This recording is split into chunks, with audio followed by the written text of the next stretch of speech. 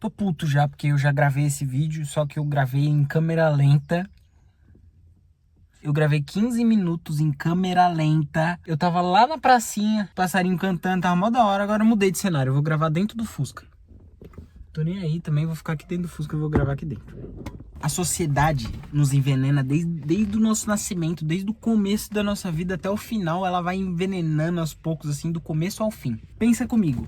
Do momento em que a gente nasce, os nossos pais, eles não têm renda o suficiente para que um só trabalhe e o outro consiga cuidar, que é o que acontecia antigamente. Hoje em dia, os dois precisam trabalhar para sustentar uma família, ou essa criança é colocada numa creche, então ela é criada, ela é ensinada, ela é passada os valores por pessoas que não são os parentes, o pai e a mãe delas, né, dessa criança.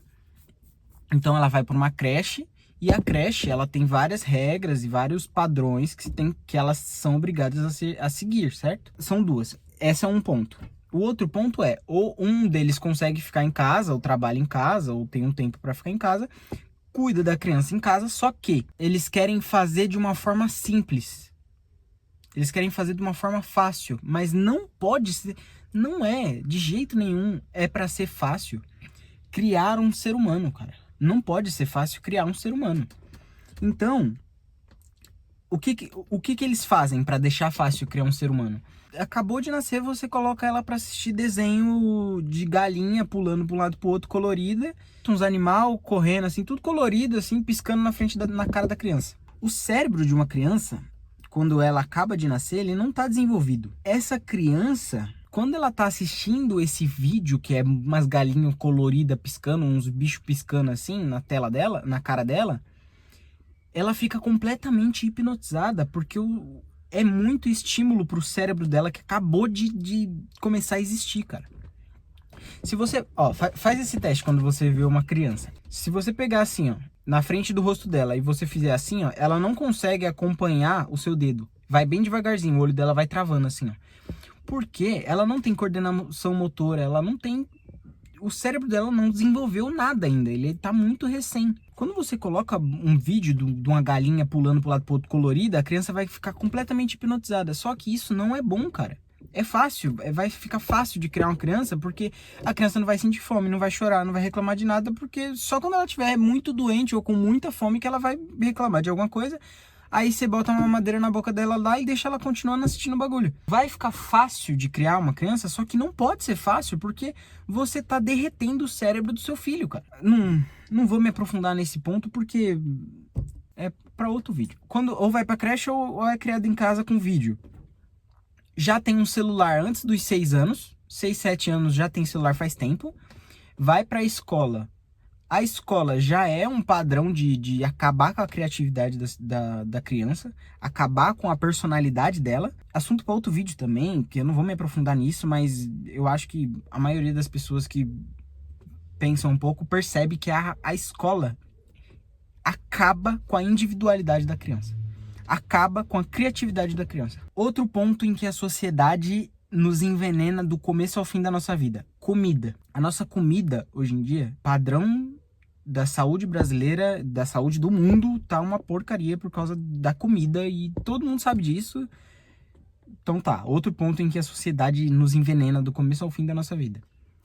Outro ponto, que aí eu já fico parecendo meio maluco, mas eu vou contar essa história para você ver se você consegue se identificar com o que eu tô dizendo. Todo esse pensamento veio de um relato de uma moça diagnosticada com câncer, e que ela poderia fazer um tratamento do qual ela iria prolongar a vida dela. Mas ela sabia que ela não tinha muito o que fazer, ela podia prolongar a vida dela ou fazer outra coisa que ela quisesse. Ela decidiu sair pelo mundo viajando, assim, pela natureza, fazer um monte de coisa assim. Saiu viajando, e durante esse tempo em que ela estava viajando, ela passava por longos períodos sem comer. Passava por um bom tempo sem comer. E em um momento, ela estava subindo uma montanha, uma montanha com uma vista para o pôr do sol, um negócio muito bonito assim, conectado com a natureza e tal. E aí ela sentiu uma felicidade, uma sensação que ela disse não conseguir explicar. e que ela, a partir daquele momento, se sentiu livre e feliz, assim, tipo, completamente feliz.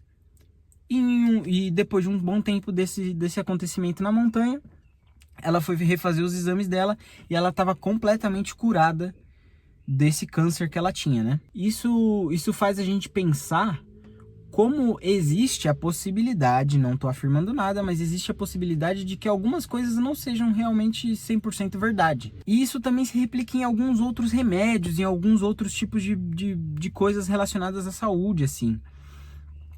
Alguns remédios, eles resolvem um problema. Remédio, por exemplo, para depressão. Você toma um remédio, só que você fica com pensamento... Você fica lesado, você fica apático, você não tem vida naquela pessoa. Aquela pessoa toma aquele remédio e a vida dela acaba. Tipo, ela não tem mais nada, ela não sente mais nada, entendeu? Então, alguns remédios e algumas coisas, eu não tô dizendo que tudo, mas algumas coisas, elas não são 100% aquilo ali que a gente imagina. Pensando assim, qual é o problema, né? O grande problema. No caso das crianças, por exemplo, ela vai ser programada do começo da vida dela, desde sempre, para ser uma pessoa medíocre, porque a escola nos ensina a ser... Eu creio que a maioria das pessoas concorda comigo nesse ponto. A escola nos ensina a ser uma pessoa medíocre, não sair da média ali e ser simplesmente um funcionário de alguém. Por causa de comparação e de influência de outras coisas, elas não têm personalidade, não têm individualidade. Então elas vão ter aquele sentimento no fundo do fundo, assim, de que algo tá errado. E isso resulta em pessoas depressivas, em adultos ou adolescentes depressivos, ansiosos, TDAH e por aí vai. Um monte de problema que acontece por causa de redes sociais, por causa de influência, né? Por causa do acesso à internet muito jovem e sem um controle, e sem um pensamento lógico com relação a esse acesso à internet. No caso da comida, a gente também já vê isso nos dias atuais. Pressão alta, diabetes, colesterol, ataque cardíaco, câncer para tudo quanto é canto, Alzheimer. E se você fizer uma comparação com um tempo atrás, de um tempo para cá, a escala, o gráfico só faz assim, só sobe com relação a isso. E é tudo relacionado à comida. A gente sabe disso, mas a gente às vezes esquece, né? Por que a gente tem que pensar sobre isso? E por que eu acredito que se questionar sobre isso é bom? Porque se você identificar um problema, se você perceber que aquilo ali tá te fazendo mal, só de você ter um problema e você saber exatamente o que é aquele problema e como ele funciona na sua vida, você já resolveu 50% dele. Porque o primeiro passo para resolver um problema é você saber que ele existe, certo? Então é bom a gente refletir sobre essas coisas e pensar um pouco sobre isso pra gente conseguir pelo menos o primeiro passo para fugir dessa situação, desse problema. Como que eu cheguei nessas conclusões e por que eu penso dessa forma e por que para mim isso é muito verdade? Por quê? Eu sempre fui de questionar as coisas, desde criança. Eu questionava tudo e eu sempre fui repreendido por isso. Qualquer questionamento que eu fizesse desse tipo de assunto que eu tô dizendo aqui, de que parece que eu sou maluco, mas todo tipo de questionamento que eu fazia, por exemplo, sobre a escola, eu era repreendido. Tipo assim, não, você tem que fazer e pronto, acabou. Você não tem que pensar sobre isso. É a única coisa que você precisa fazer, é a sua única obrigação. E por aí vai, né? Por eu pensar dessa forma e as pessoas me repreenderem assim, ao invés de eu também repreender esse meu pensamento, essa minha forma de agir, de questionar tudo, o que eu fiz? Eu inverti a situação. Eu questionei esse próprio problema que as pessoas apresentavam pra mim. Ah, não pensa sobre isso, não pergunta sobre isso, isso é assim e pronto, acabou. Ao invés de eu aceitar isso, eu questionei. Por que é assim? Por que eu não posso questionar? Por que eles não querem que eu questione? E cada vez que eu fazia essas questões e pensava assim, eu chegava em mais conclusões, em mais pensamentos, e cada vez mais eu ia mais fundo nessas coisas e percebia que a sociedade e o mundo atual transformar a nossa vida cada vez mais e mais miserável. Piorar cada vez mais a nossa vida. É isso, é basicamente isso. Só piora. Pensa comigo, ó. Eu vou te dar um exemplo. Pode ser que eu esteja completamente errado. Eu quero estar completamente errado. Eu quero que tudo isso que eu esteja dizendo seja conspiração e que eu tô maluco. E que, na verdade, esse vai ser o novo normal, as crianças vão ser criadas dessa forma, as comidas vão ser assim, mas no final dos tempos vamos todos ser felizes para sempre. Todas as pessoas do planeta vão ser felizes, independente de qualquer coisa, e elas vão ser felizes para sempre e acabou. Eu acho que eu dizer isso, eu pareço muito mais maluco do que tudo que eu disse antes. Essa é a minha opinião. Eu acho que isso é muito mais loucura do que tudo que eu disse antes.